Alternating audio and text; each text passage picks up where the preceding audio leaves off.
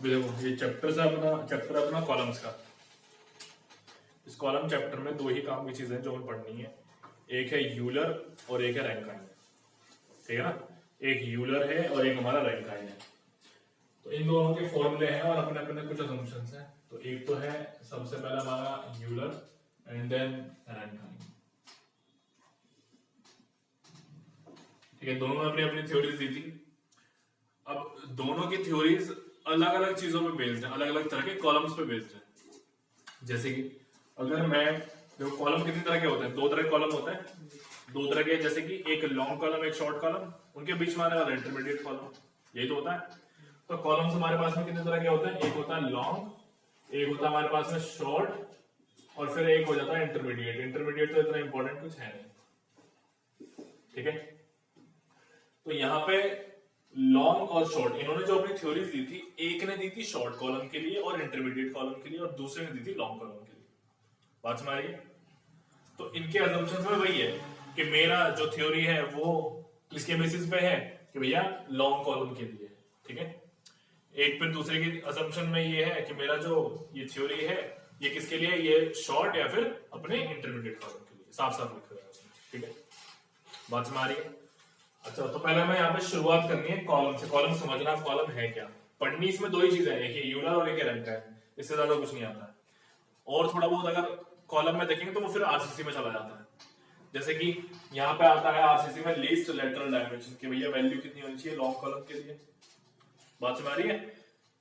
एक certain value है, वो वैल्यू है मेरी 120, अगर उससे ज्यादा है तो वो मेरा लॉन्ग कॉलम है, अगर वो वैल्यू मेरी 30 से कम है तो फिर वो मेरा शॉर्ट कॉलम है, और इन दोनों के बीच में है अगर तो वो इंटरमीडिएट कॉलम है।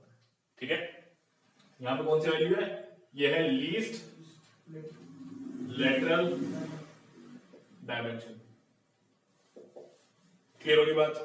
तो लीस्ट लेटरल डायमेंशन के बेसिस पे ये मेरा क्लासिफिकेशन है। एक लॉन्ग कॉलम होता है, एक शॉर्ट होता है, एक इंटरमीडिएट होता है। 120 से ज्यादा हो गया तो लॉन्ग कॉलम, 30 से कम हो गया तो शॉर्ट कॉलम, एंड उन दोनों के बीच में तो वो इंटरमीडिएट कॉलम। सेंटीमीटर में कौन सी? अरे वो रेशो होता है। हाँ, वो रेशो होता है। हाँ, सिलेंडरनेस रेशो।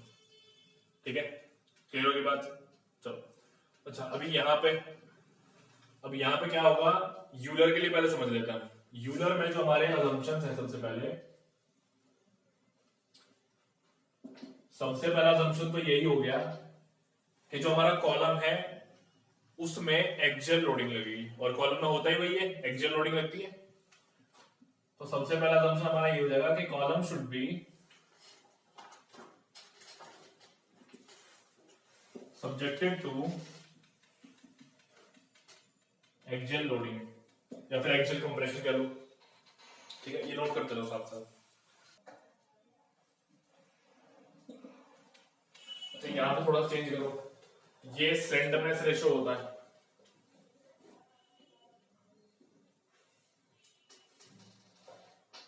ये सोम के लिए है स्लेंडरनेस रेशो के बेसिस पे। आरसीसी में होता है हमारा लीस्ट लेटरल डायमेंशन,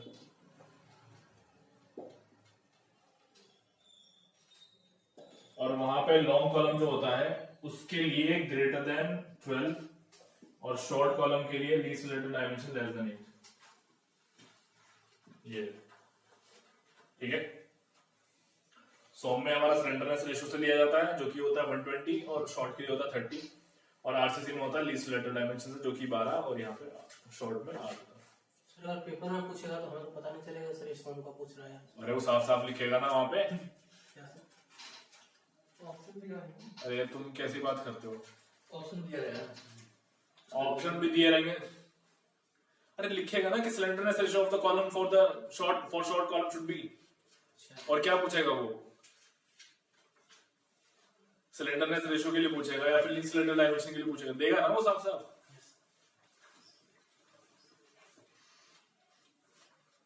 यूलर में हमारे यही असम्पशंस हैं, column should be subjected to axial loading, सीधा होना चाहिए, और हमारा मेन ये है, ये वाली चीज यहाँ पे तीसरा पॉइंट सबसे ज्यादा मेन, बाकी सब तो कंप्रेशन लिखा है। हाँ, कंपैरिजन। हाँ,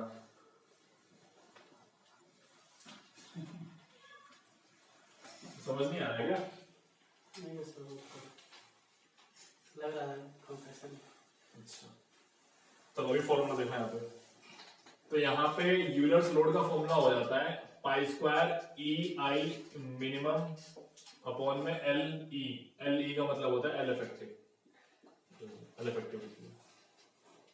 ठीक है, ये हमारे यूलर्स लोड का फॉर्मूला है, पी यानी कि Euler's load, pi square E I minimum upon L effective. ये हमारा है यहाँ पे यूलर्स फेलियर लोड। क्लियर बात? अब यहाँ पे आई मिनिमम क्या है हमारा? मिनिमम मोमेंट ऑफ इनर्शिया,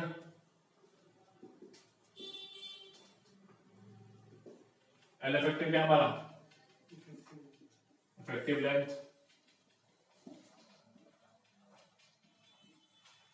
ठीक है, एल इफेक्टिव क्या है? इफेक्टिव लेंथ है। ये लोग कर दो इधर से।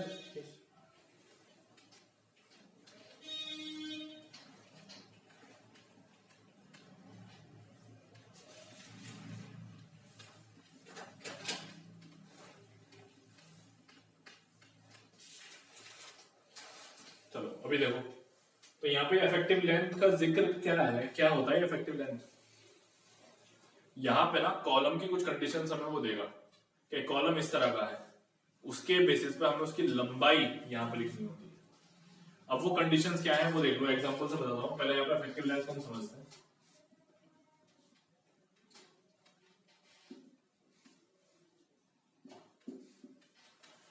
यहाँ क्या होगा कि मान लो ये मेरा एक कॉलम है जो कि फिक्स्ड है और इसकी यहां पर लेंथ है एल। कितनी लेंथ है? एल लेंथ है। और इसके लिए अगर तुम्हें यूलर्स लोड निकालना होगा तो तुम क्या करोगे? इसकी जो लेंथ एल होगी वो उठा करके डायरेक्टली यहां पर रख दोगे? नहीं सर। क्या लगता है? नहीं रखेंगे। वही बात है, यहाँ पे ये सपोर्ट्स की कंडीशन हमें चेक करनी है। जिस तरह का सपोर्ट्स उस हिसाब से हम इसकी लंबाई बनाएंगे और वहां पे लिखेंगे। ठीक है, अब देखो, जब भी ये पहला केस है, ये हमारा क्या है? फिक्स्ड। जब भी हमारा कॉलम बोथ एंड्स पे फिक्स्ड होगा, उस सिचुएशन में हमारी जो एल इफेक्टिव होगी वो होगी L/2। कितनी होगी? L/2 होगी। क्लियर हो गया बात? जब भी हमारा कॉलम क्या होगा? दोनों एंड्स पे फिक्स्ड होगा, तब हमारी एल इफेक्टिव L/2 हो जाएगी। यहां पे वो वैल्यू लिखनी है। क्लियर? दूसरा देखो, अब यहां पे और क्या हो सकता है? One is fixed, one is hinged. तो यहां पे अब ये मेरा मान लिया मैंने ऊपर वाला हिंज है और ये मेरा फिक्स्ड है और ये इसकी क्या है? लेंथ है। बात में आ रही है? ये इसकी क्या है? लेंथ है। क्लियर हो गया यहां तक? कोई डाउट?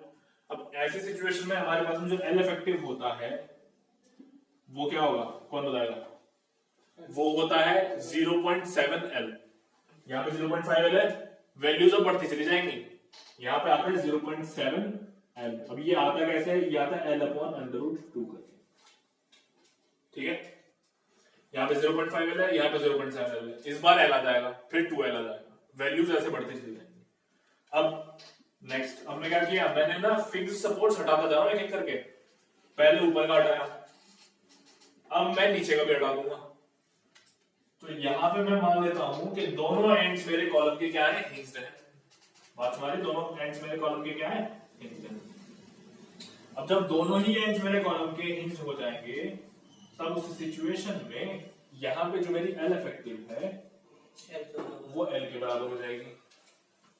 ठीक है, अब मैं क्या काम करूंगा? अभी मैंने सपोर्ट्स बनाए रखे थे भाई। पहले बहुत ज्यादा सॉलिड सपोर्ट था, फिर हल्का सा मैंने लूज सपोर्ट कर दिया, फिर बहुत ज्यादा लूज सपोर्ट कर दिया। इस बार मैं सपोर्ट ही हटा दूंगा। ठीक है, इस तरीके से चलना है इसको लेके। तो इस बार मैं क्या कर लेता हूं? इसका एक एंड मैंने फिक्स कर दिया और एक एंड मैंने क्या कर दिया? फ्री। तो यहां पे अगर मेरी लेंथ है एल, तो यहां पे एल इफेक्टिव जो है वो हो जाएगी 2L। क्लियर है बात? ये चीज होती है, ये सारी वैल्यूज का प्रमाण होता है। क्वेश्चन में कंडीशंस गिवन देगा, उसके हिसाब से हम वैल्यूज रखेंगे। उसमें दोनों में हिंज है नीचे। हाँ, ये दोनों हिंज है, ये भी हिंज है, ये भी हिंज है।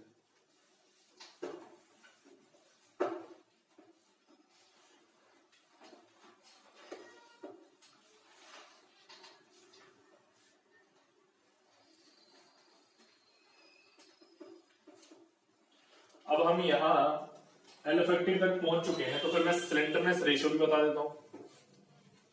तो जो हमारे पास स्लेंडरनेस रेशियो होता है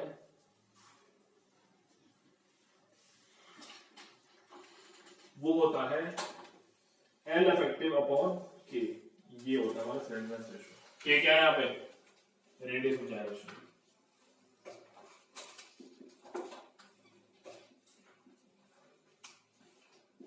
ठीक है, रेडियस ऑफ gyration को कैसे निकालते हैं? I equals to A K square. आई हमारा क्या है? Moment of inertia.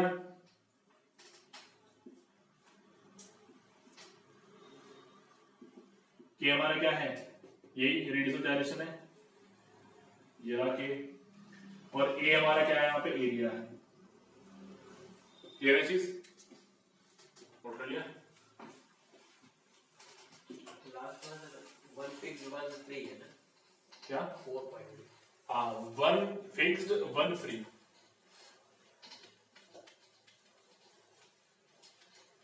क्या ही कंडीशन होती है?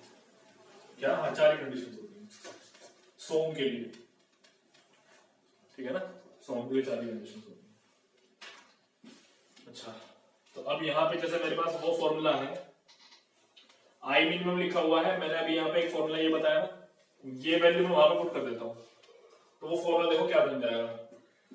P equals to pi square E I A K square upon में एल इफेक्टिव का स्क्वायर। अच्छा, यहाँ पे स्क्वायर है, वो रहेगा लिखना,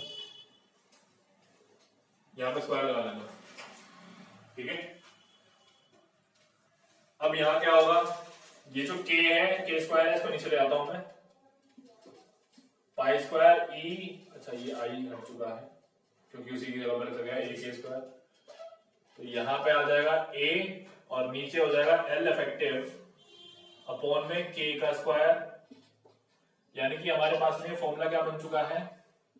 पाई स्क्वायर ई ए अपॉन में लैम्डा का स्क्वायर। और ये लैम्डा क्या है? यही होता है मेरा स्लेंडरनेस रेशियो।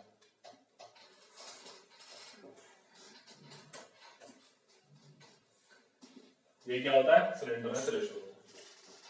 ठीक है, तो ये फॉर्मूला है in terms of slenderness ratio P।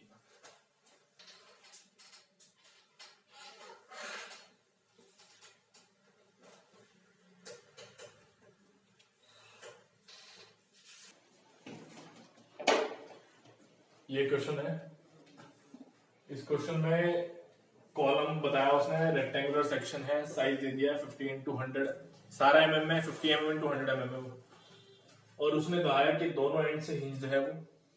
फिर आगे कह रहा है कि लेंथ बताओ जब यूलर्स फॉर्मूला अप्लाई होगा। ठीक है, लेंथ हमें इसमें यहाँ पे बतानी है। ई की वैल्यू तो रखी है स्टील के लिए 200 GPa और फेलियर स्ट्रेस दे रखा है 240। फेलियर स्ट्रेस क्या होगा? जहां पे फेल होगा। और ये जो लोड हम निकाल रहे हैं, ये वही तो निकाल रहे हैं ना कि हमारा कॉलम कितना वजन सह पाएगा। बात समझ आ रही है? तो यहां स्ट्रेस से तुम यूलर्स लोड निकाल सकते हो अगर तुम एरिया से मल्टीप्लिकेशन कर दो। बात समझ आ रही है? नहीं, इधर निकी, बात समझ आ रही है?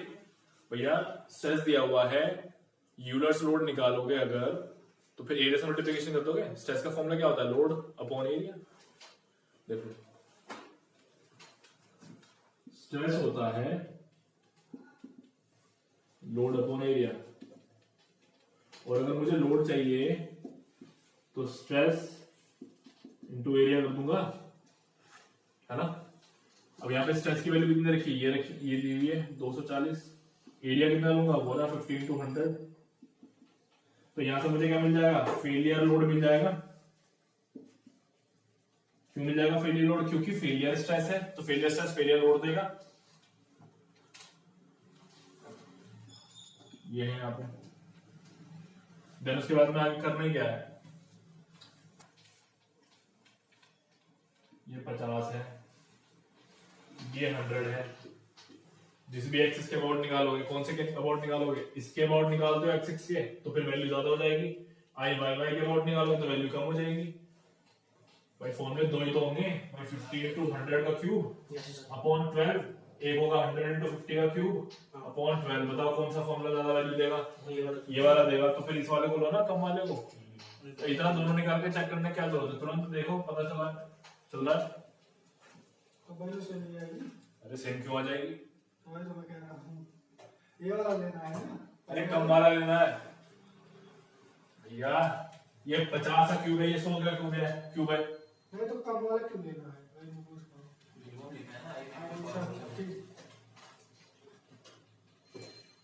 एमपीए होता है 10 की पावर 6 पास्कल, जीपीए होता है 10 की पावर 9 पास्कल। ठीक है। अच्छा यहाँ बताओ इस क्वेश्चन को फिर मैं। देखो यहाँ पे भाई फेलियर लोड तो निकाल लिया था पहले। फॉर्मूला क्या हमारा? P equals to pi square E I minimum upon L effective का स्क्वायर। ये तो है। अब यहाँ क्या करूंगा मैं भैया? P ये रहा मेरा 240। अच्छा एक बार देख लेते हैं। अच्छा ये देखो मेगा पास्कल में है, mm से मल्टीप्लिकेशन किया, ठीक है। यहाँ पे आ गया है 50 into 100। अब इधर कितना आएगा? इधर कितना आ जाएगा? अच्छा एक चीज और, ये एमपीए में है ना? Yes sir. तो यानी कि 240 into 10 की पावर 6 न्यूटन पर मीटर स्क्वायर, या फिर सीधा सीधा कोई दिक्कत नहीं है यहाँ पे, न्यूटन पर एमएम स्क्वायर। एमएम स्क्वायर से मल्टीप्लिकेशन करते हैं, न्यूटन में आंसर आएगा। चलो अब यहाँ पे देखो पाई स्क्वायर ये रहा, ये हमारा कितना है गिवन है ना, ये रहा 200 जीपी, यानी कि 200 into 10 की पावर 3, क्योंकि एमएम में चल रहा है हिसाब किताब, मैंने डायरेक्टली इसको कन्वर्ट कर लिया। नहीं समझ में कैसे किया है बताओ? यहाँ पे जीपीए है, पास्कल क्या होता है भैया? न्यूटन पर मीटर स्क्वायर होता है ना? अब यहाँ पे तुम देखो ये न्यूटन में आ रहा है, यहाँ पे मेरा आंसर एमएम में आएगा। कैसे आएगा एमएम में बता देता हूं। मैंने क्या किया कि जो जीपीए दिया हुआ था इसको तुम डिवाइड करोगे जब और सॉल्व करोगे ना, तो तुम्हारे पास में 10 की पावर 3 बच जाएगा। मेरी बात सुना रही है? करके देख लो। यहाँ पे 10 की पावर 3 बच जाता है। तो वो 10 की पावर 3 जब तुम सॉल्व करोगे तो यहाँ पे एमएम में होता है वो। देखो 10 की पावर 9 ये है हमारे पास में पास्कल में, ठीक है। इसको अगर मैं, ये कौन सा जीपीए वाला है, ये इसको मैं 10 की पावर 6 से डिवाइड कर दूंगा, ये भी पास्कल है। तो फिर ये कितना आ जाएगा? 10 की पावर 3 न्यूटन पर मीटर स्क्वायर। इतना आ रहा है भी। अब 10 की पावर 3 इंटू न्यूटन, इसको तुम कन्वर्ट करना एक बार, ये डायरेक्टली तुम्हारे एमएम में आंसर दे देगा यहाँ पे। अच्छा अब आगे देख लो, तो यहाँ पे EI मिनिमम हमारे पास में कितना है? ये वाला है 100 into 50 का क्यूब, ये अपॉन में 12 यहाँ आ जाएगा। L इफेक्टिव तुम्हें निकालना है, ये रहा, यहाँ से डायरेक्टली आंसर निकल जाएगा। क्या क्या कैंसिल आउट हो रहा है? ये 100 50 का क्यूब है, 50 यहाँ से कैंसिल आउट हो जाएगा, यहाँ पे स्क्वायर आ जाएगा। ऐसे ही किया है क्या? ठीक है। और 10 की पावर 3 है, देखना और क्या क्या करता है, जो कट रहा है काट दो।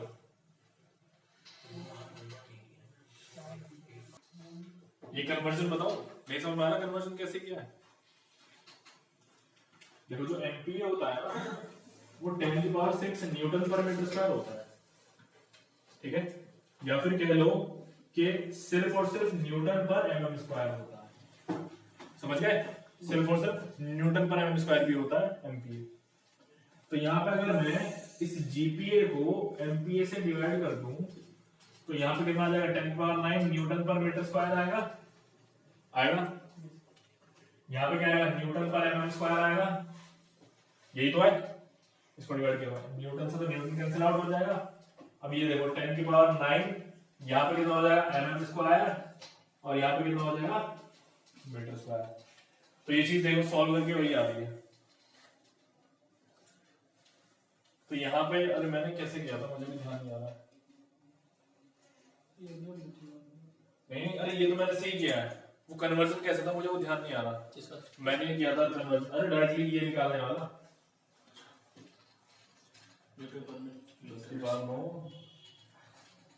डायरेक्ट था ना, कैसे बनाया था वो लास्ट टाइम हमने। सर ये क्या वैसे हो रहा है?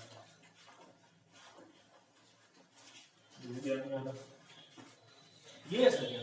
क्या 10⁶ मेगा 10⁻³ किलो की का ये।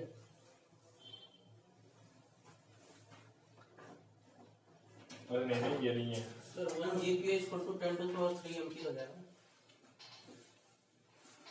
हाँ ले इतनी देर से घूम रहे हैं। 10 की पावर ये यहाँ पे जो है 10 की पावर 9 पास्कल, इसमें देखने क्या बन रहा है 10 की पावर 3 10 की पावर 6 और ये पास्कल हो गया इधर 10 की पावर 3 और ये क्या हो जाएगा एमपी हो जाएगा, ठीक है ना।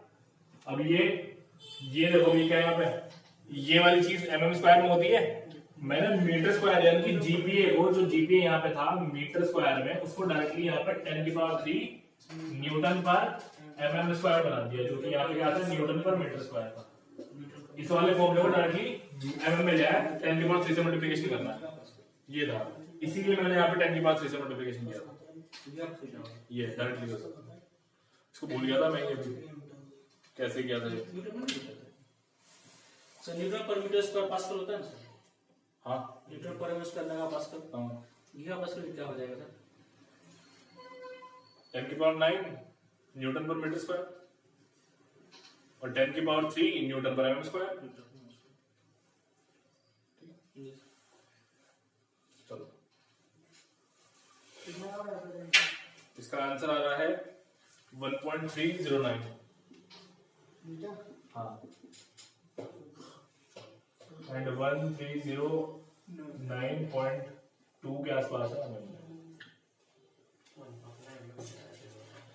तुम्हारा आ गया निक्की आंसर आया ये।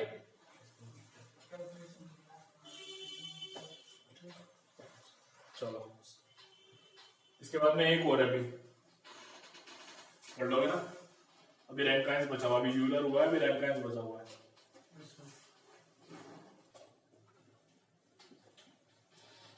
रैंकाइंस फॉर्मूला, वहां पे यूलर्स में हमने कैसे डिनोट किया था उसको पीई से डिनोट किया हुआ था ना। यहां पे रैंकाइंस में जो रैंकाइंस लोड होगा इसको मैं पी आर से डिनोट कर दूंगा, ठीक है।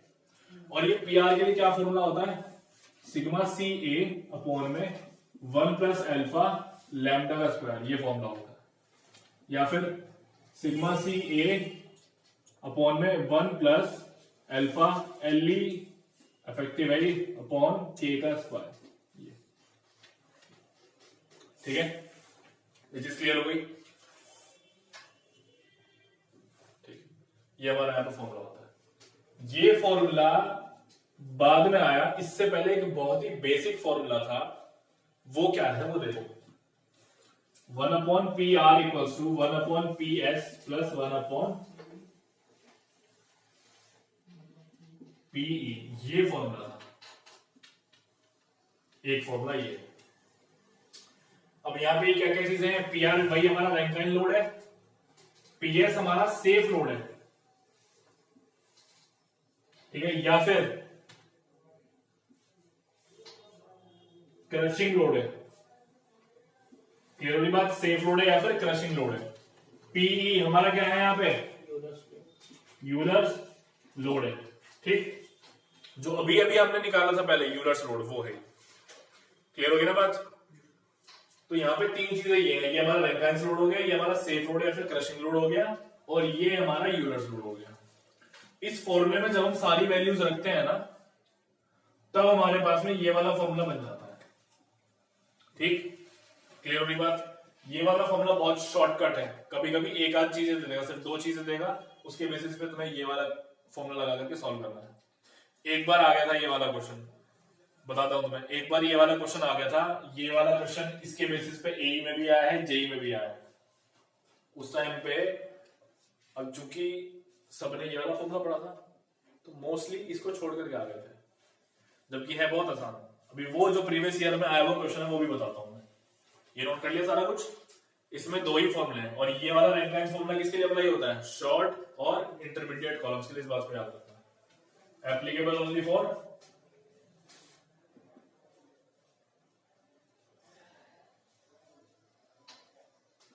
शॉर्ट एंड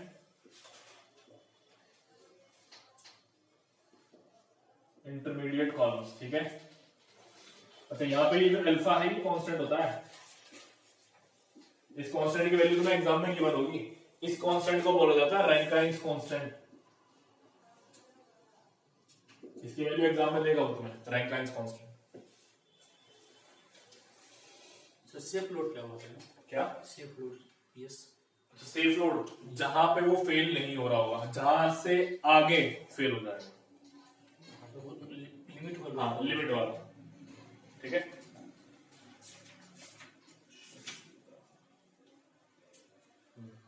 अब एक क्वेश्चन देखो जो पहले आया हुआ है प्रीवियस ईयर में। ऑब्जेक्टिव क्वेश्चन था।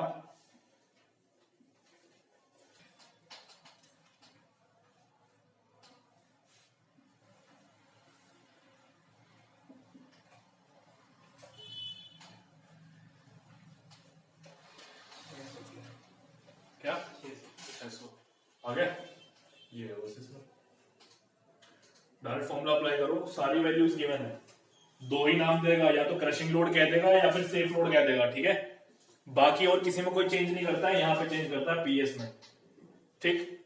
सेफ लोड कह रहा है तो यहां पे पीएस लिखोगे और क्रशिंग लोड कह रहा है तो पीसी लिख करके अपना काम निकाल दोगे, ठीक है। ऐसे यहां पे ये जो सिग्मा सी है ये क्या है? क्रशिंग या फिर मैक्सिमम कंप्रेसिव, ठीक। क्यों इसको क्रशिंग क्यों जिक्र आ रहा है यहाँ पे, कुछ सोचा? शॉर्ट कॉलम क्रशिंग में फेल होता है। हाँ, शॉर्ट कॉलम क्रशिंग में फेल होता है, इसीलिए आ रहा है, ठीक है ना। शॉर्ट कॉलम होता है क्रशिंग में फेल, इसीलिए यहाँ पे सिग्मा सी को भी हम यही लिखेंगे, क्रशिंग लोड या फिर कंप्रेसिव लोड। ऐसे यहाँ पे भी पी सी आ रहा है, क्रशिंग। लिखना चाहो तो लिख लो, short column fails in crushing.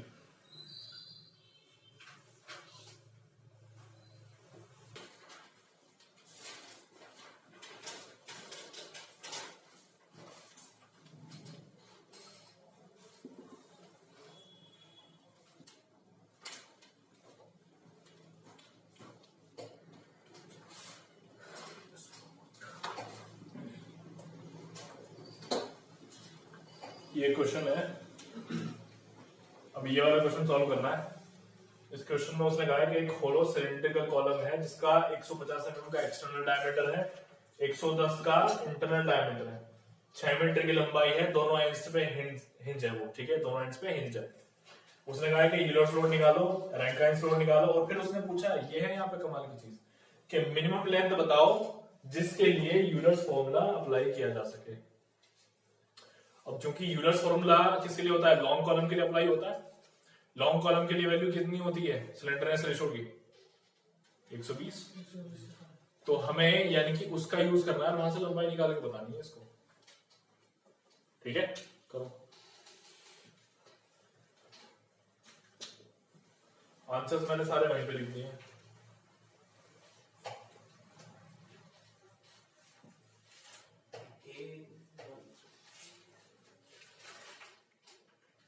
क्या ये सिग्मा ए की बात कर रहे हो? ये वाला, ये तो कांस्टेंट है ना। अच्छा, ये अल्फा, ठीक। देखो ए कांस्टेंट है, यहाँ पे अल्फा हो या फिर ए हो, ये कांस्टेंट है हमारा। वैसे यहाँ पे ए लिखा जाता है इसको। और जो सिग्मा सी है ये है हमारा मैक्सिमम अलाउेबल कंप्रेसिव स्ट्रेस। तो एक तरीके से ये सिग्मा ए जो यहाँ पे दिया हुआ है ये अलाउेबल ही दिया हुआ है उसने। ए का मतलब है अलाउेबल। यहाँ पे मोमेंट ऑफ इनर्शिया तुम्हारा आएगा 1766 into 10 to the power 4 mm की पावर 4। यही आ रहा है? हाँ, तो ठीक है, मिसप्रिंट कर रखा है यहाँ पे। निकी तुम्हारा आ रहा है? मोमेंट ऑफ इनर्शिया पता है कैसे निकालते हैं? पाई बाय 64 डी की पावर 4 ये करते हैं। लेकिन यहाँ पे डायमीटर दोनों है, एक एक्सटर्नल डायमीटर एक इंटरनल डायमीटर, तो यानी कि वो होलो है। इसके लिए हम क्या करेंगे? आउटर माइनस इनर, वो छूट गया था, सही। ठीक है ना? इस तरीके से करना है। ये देख लीजिए, pi by 64 D outer minus D inner ऐसे करना है।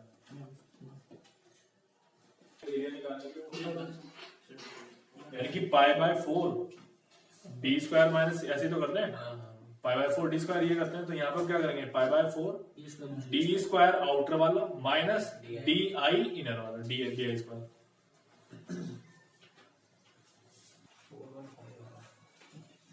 देखना जरा, ये रहा रैंकिन लोड का फॉर्मूला, सिग्मा सी कितना है? ये रहा 550 एमपीए है ना, 550 वहां पे रखेंगे। अभी यूनिट्स का ध्यान रखना है, अगर तुम यूनिट्स को एमएम में लेके चल रहे हो तो एमपीए उठा के डायरेक्टली रख दोगे, नहीं तो कन्वर्ट करोगे। तो यहाँ पे 550 यहाँ पे आएगा। एरिया, अब देखो एरिया कैसे निकालोगे? एरिया का फॉर्मूला होता है पाई बाय 4 डी आउटर है ये स्क्वायर माइनस डी इनर का स्क्वायर। तो डी आउटर 150 है माइनस 110 ऐसे करना है, ठीक है? एरिया जाएगा, ये एरिया है। अब इसके बाद में 1 प्लस अल्फा का वैल्यू कितना है? ये रहा 1/1600 यहाँ पर रखोगे। एल इफेक्टिव अपॉन के, इसको कैसे निकालोगे? एल इफेक्टिव यानी कि एल के बराबर ही आ जाएगा लेंथ के, और लेंथ कितनी दे रखी है यहाँ पे? 6 मीटर, तो उसको कन्वर्ट करेंगे एमएम में, तो 6000 एमएम हो जाएगा। के रेडियस ऑफ डायरेक्शन कैसे निकालेंगे? यहाँ पे एरिया आ चुका है, तो के इक्वल्स टू अंडर रूट में आई अपॉन ए करोगे। आई कहाँ है? आई ये रहा, निकाला था। आई भी एमएम में है, के भी यहाँ पे एमएम में आ जाएगा। अब समझे कहाँ मिस्टेक करे थे? यही कर रहे थे कि कुछ और कर लिया था? सर ये है ना यहाँ पे लैम्डा, फॉर्मूले में लैम्डा का स्क्वायर है, वैसे सिलेंडरनेस रेशियो तो एल इफेक्टिव अपॉन के होता है ना। तो अगर आप लैम्डा सिर्फ निकाल रहे हैं तो फिर वहां पे क्या करेंगे? एल इफेक्टिव अपॉन के करेंगे। फॉर्मूले में अगर लैम्डा रखना है तो स्क्वायर करना है। सब पता है थर्ड वाला सर क्या? थर्ड वाला बताए, इधर आके तुम्हारा कहां तक आ चुका है ये बताओ? मतलब पहला सॉल्व हो गया था, दूसरे के लिए के भी निकाल रहे हो? निकाल लिए हैं, मैच हो गया के? ठीक है, बहुत बढ़िया। यानी कि फिर तो मैच ही हो जाएगा सारा कुछ, सारी वैल्यू तुम्हारे सामने है। के भी तो सही तभी आ रहा है जब तुमने ए सही रखा, आई सही रखा। यानी कि तुमने यहाँ पे ये सही रखोगे, एल इफेक्टिव तुम्हारे सामने है ही, ये गिवन है सही, ये तुमने सही रखोगे, ये भी तुम्हारे पास सामने गिवन, तो यानी कि आंसर तो सही आना है। 392.35 हाँ, यानी कि मिस्टेक की कोई गुंजाइश नहीं है अब तुम्हारे उसमें, ठीक है? सही आएगा, ठीक है। अब थर्ड वाले पार्ट को देखो, इसने कहा कि मिनिमम लेंथ कॉलम की कितनी होगी जिसपे क्या अप्लाई हो सके? यूलर्स लोड अप्लाई हो सके। कहने का मतलब, सॉरी, यूलर्स फॉर्मूला अप्लाई हो सके। कहने का मतलब ये है कि एक सर्टेन वैल्यू, लेंथ है कोई, लंबाई की कोई एक वैल्यू है, उससे ऊपर ही फॉर्मूला अप्लाई होगा, उससे नीचे अप्लाई नहीं होगा। बात समझ रही कि नहीं? क्योंकि लॉन्ग कॉलम के लिए लगता है ना, तो लॉन्ग कॉलम के लिए निकालो। कैसे निकालेंगे? लॉन्ग कॉलम का क्या तरीका है निकालने का? इसको रब कर देता हूं।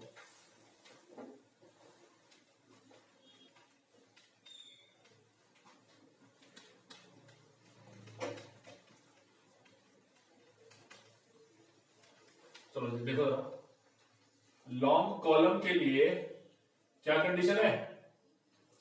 Lambda should be equals to और ग्रेटर देन 120। यही तो होता है, हाँ क्या ना? लैम्डा का फॉर्मूला क्या है? एल इफेक्टिव अपॉन के, यही तो है कि नहीं? अब यहां से मुझे क्या निकालना है? मिनिमम लेंथ निकालना है। अब देख लेते हैं एक बार, मिनिमम लेंथ निकालने के लिए एल इफेक्टिव को तो रखो यहां पे और 120 गुना के कर दो। के का वैल्यू कितना था बताना था एक बार, कितना आ रहा है? 46.4। अरे मल्टीप्लिकेशन कर दीजिए।